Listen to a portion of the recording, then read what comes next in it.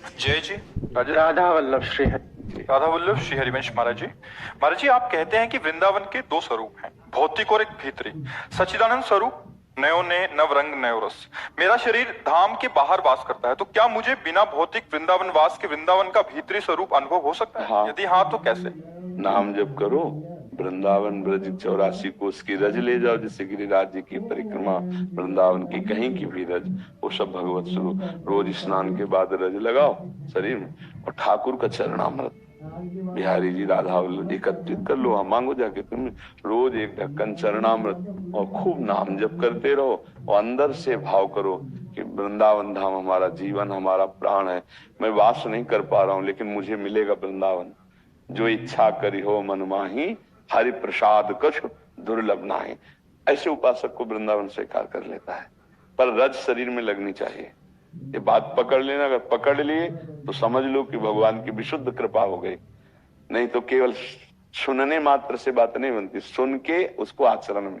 रोज वृंदावन की शरीर में रज लगावे, चरणामृत पिए।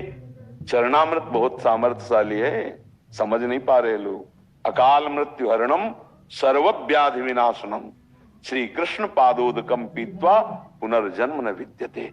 रोज चरणामृत पान करने वाला भगवत प्राप्त हो जाएगा। नाम जप क्या भगवान का अमृत है, नामामृत, चरणामृत। और ये जो रज है, चरण रज, ये बड़े बड़े महापुरुषों की है, बड़े बड़े प्रेमियों के आंसुओं से भींगी हुई रज है। यहाँ सब प्रेमी जन ही हुए हैं। कोई विराग्नि से अश्रु प्रवाह, कोई आनंद में प्रफुल्लित होकर अश्रु प्रवाह, और महापुरुषों की चरण रज, और प्रिया प्रीतम खेलते हैं इसी रज में।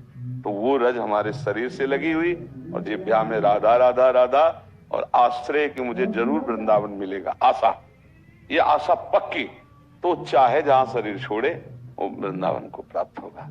और कभी कभी जब समय मिले तो आ जाया करो वृंदावन।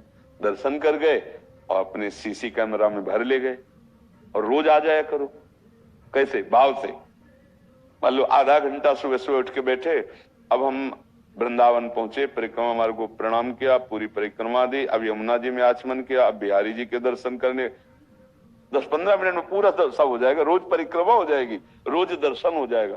और अमुक जगह गए, फिर उनके संत को प्रणाम किया, फिर हमारी तरफ देखे, फिर पूरा मन से जैसे।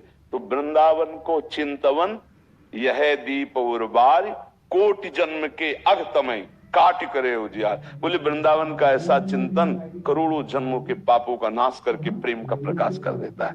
समझ गए? और जब प्रेम का प्रकाश होता है तो चिदानंद वृंदावन आंखों में झलकता है। चाहे वो अमेरिका में रहे, चाहे वो हॉलैंड में रहे, चाहे जहां रहे, वो वृंदावन कोई जड़ देश थोड़ी है, जहां चैतन्य घन वृंदावन प्रकाशित हुआ। तो भगवत रसिक जी महाराज कह रहे हैं, हमारे उर वृंदावन और माया काल जहां नहीं व्यापे, जहां रसिक सिर मोर, हमारे उर वृंदावन। और यही प्रकाशित हो जाएगा वृंदावन। समझ रहे? आप नाम जप करो, रज लगाओ, चरणामृत पियो, और भगवत आश्रित होकर कर्तव्य कर्म करो।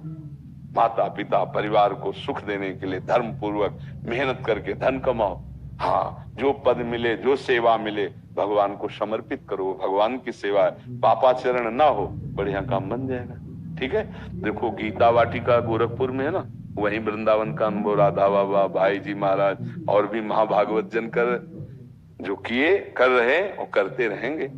तो वृंदावन की रज का सेवन हो। देखो वहां गिरिराज जी का स्थापन किया बाबा ने, ब्रज रज वहां पड़ी हुई है, यहाँ की रज लेके सब।